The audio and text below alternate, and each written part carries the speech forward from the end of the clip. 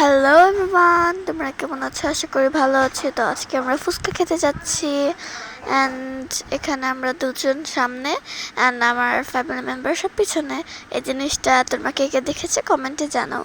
And আমরা পুরো ধান ক্ষেতের মাঝখান দিয়ে যাচ্ছিলাম।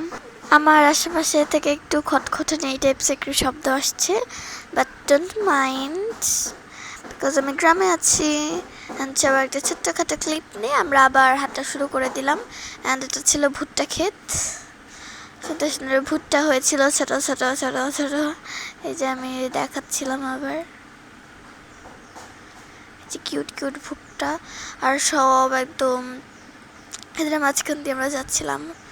তখন আর জন্য এটুকুই ক্লিপ নিয়েছিলাম, কারণ বহু দূর, একদম বলতে গেলে বহু দূরও না, একদম আমাদের গ্রামের পাশের গ্রামটার পরের গ্রাম, মানে এরকম। তারপর আমরা ফ্যামিলি মেম্বারদের নিয়ে, মানে আমার আপুদের নিয়ে আমার নানু বাড়িতে চলে আসলাম, যেহেতু পাঁচথবিতেই এখন অন্ধকার হয়ে গেছে।